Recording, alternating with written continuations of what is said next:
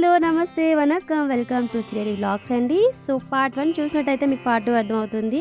Annavaram to Bhadrachalam ఎలా వెళ్ళాలి? దాని బడ్జెట్ ఏంటి? అనేసి ఇందులో చెప్పేస్తాను వినేయండి. సో, ఈ టెంపుల్ ఏంటనుకుంటున్నారు? అన్నవరంలో నేను ఎక్కడైతే లాడ్జ్‌లో దిగానో దానికి ఆపోజిట్‌లోనే శ్రీ నేరేళ్ళమ్మ టెంపుల్ అని చెప్పేసింది. సో, ఊరెళ్ళే ముందు అంటే భద్రాచలం వెళ్ళే ముందు అమ్మని దర్శించుకుందాం అనుకున్నాను. నాతో పాటు మీరు కూడా దర్శనం చేసేసుకోండి. సో, భద్రాచలం వెళ్ళాలి అనుకుంటున్నారా? అయితే బస్ జర్నీ ఉంది, ట్రైన్ జర్నీ ఉంది. సో, రెండిటికి సేమ్ ప్రైస్, సేమ్ టైమింగ్స్ అండి. లైక్ 7 అవర్సే పడుతుంది. బట్ మేమైతే బస్ జర్నీ చూస్ చేసుకున్నాం. సో, భద్రాచలం వెళ్ళాలి అంటే అన్నవరం నుంచి ఫస్ట్ డొర్నకాల జంక్షన్‌కి వెళ్ళాలి. అక్కడి నుంచి భద్రాచలం వెళ్తారు ట్రైన్‌లో అయితే. అదే మీరు అన్నవరం నుంచి భద్రాచలం వెళ్ళాలి అనుకుంటుంటే అన్నవరం నుంచి రాజమండ్రి, రాజమండ్రి నుంచి భద్రాచలం అంట. సో, మేము అలానే వెళ్ళాం. సో, మీరు ఇక్కడ చూసినైతే నా బస్ జర్నీ అయితే కంప్లీట్ అయిపోయింది. ఇప్పుడు మేము ఇక్కడికి వచ్చేసి ఆల్రెడీ భద్రాచలం రీచ్ అయిపోయాం. ఇక్కడే మాకు టెంపుల్‌కి దగ్గరే మాకు రూమ్స్ కూడా అవైలబుల్ ఉన్నాయని వెళ్ళిపోయాం. సో, వెంటనే మేము ఫ్రెష్ అప్ అయిపోయి చక్కగా టెంపుల్కి అయితే స్టార్ట్ అయిపోయింది. టెంపుల్ చూస్తున్నారు కదా ఎంత ప్రశాంతంగా ఉందో, నాకైతే చాలా చాలా నచ్చింది. పీస్ ఆఫ్ మైండ్గా ఉంది.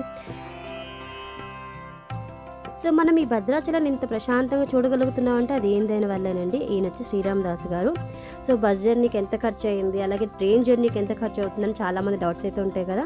సో, నేనైతే అన్నవరం నుంచి ఫస్ట్ రాజమండ్రి వెళ్ళాను. దానికి 150 పడింది. దెన్ రాజమండ్రి నుంచి భద్రాచలం 300 అనమాట. సో, మొత్తం నాకైతే 450 పడిందండి.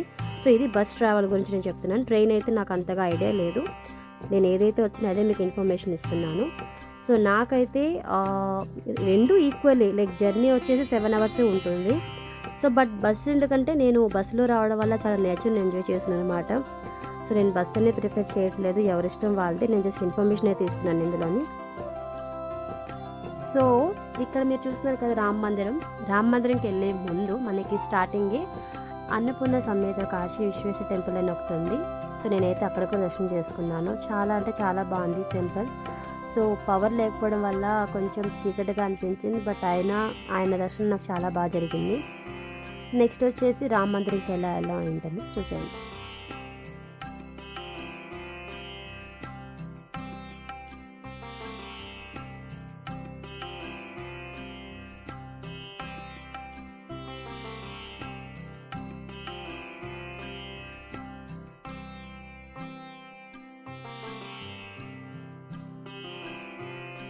నెక్స్ట్ వచ్చేసి భద్రాచలం రామయ్య దగ్గరికి వెళ్ళిపోతున్నాను. నేను ఎంతో బేగ వెళ్ళి దర్శనం చేసుకుందని చెప్పి చూస్తున్నాను.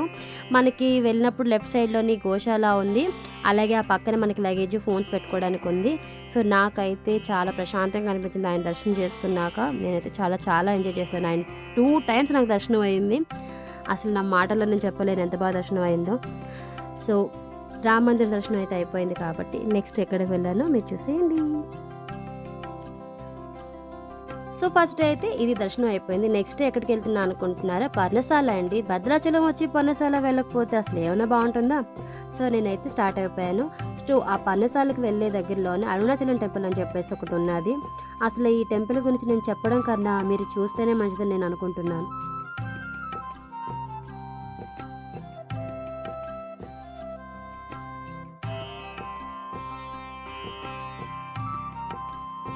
సో, ఇక్కడ మీరు చూస్తున్నట్టయితే ఇక్కడ అగ్నిలింగం, వాయులింగం, యమలింగం అని చెప్పేసి ఎన్ని లింగాలైతే మనం దర్శించుకోలేదు ఇప్పుడు దాకా. జ్యోతిలింగాలు, అన్ని లింగాలు ఇక్కడ ఉన్నాయండి. నేనైతే ఇప్పుడు దాకా జ్యోతిలింగాల్లో మహా అయితే 2, 3 దర్శించుకున్నాను. సో, నాకైతే చాలా ప్రశాంతంగా అనిపించింది ఈ టెంపుల్కి వచ్చిన తర్వాత. అలాగే ఈ టెంపుల్లో ఉన్న ప్రాముఖ్యత ఏంటి అంటే అందరి పేరుని చెప్పిన వాళ్ళు అన్నదానం చేస్తున్నారండి. ఎవరిదైనా పుట్టినరోజైనా, పెళ్లి రోజైనా, లేకపోతే చాలా అన్నమాట. సో, నేను కూడా నా తోచినంత నేను డొనేట్ చేశాను. నాకు చాలా ప్రశాంతంగా అనిపించింది.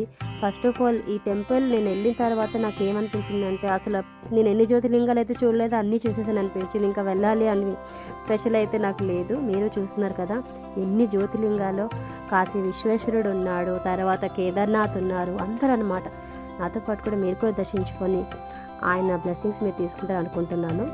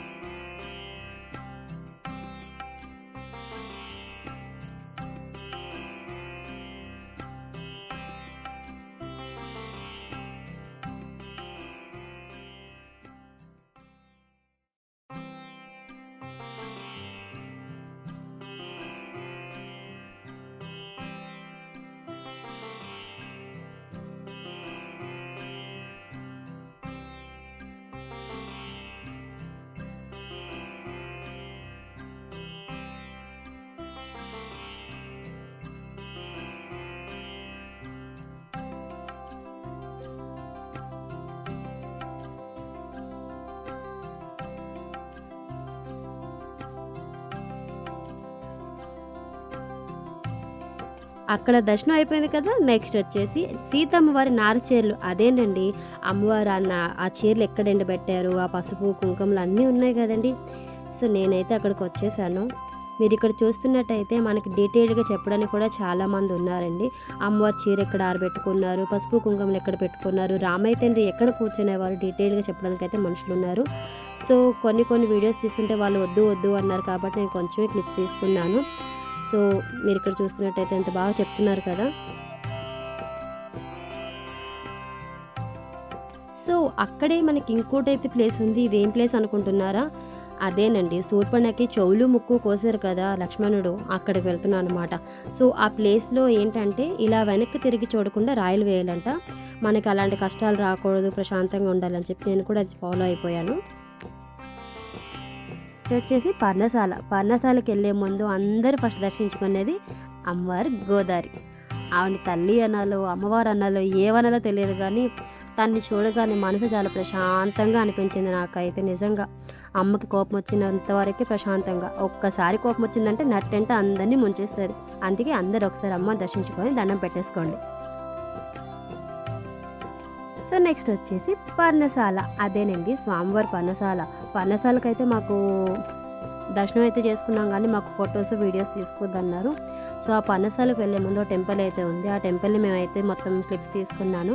పర్ణశాలకు నేను తీసుకోలేదు, అక్కడ అలౌ చేయలేదు. సో నాకైతే ఈ భద్రాచలం ట్రిప్ నిజంగా అవసరం అనిపించింది. అసలు కన్నుల పండగ ఆయన దర్శించుకున్న తర్వాత. ఎవరికన్నా ఒకసారి దర్శనం అవుతుంది, నాకైతే 2 టైమ్స్ దర్శనం అవగానే ఇంకా బ్లెస్సింగ్స్ ఎక్కువ అనిపించింది.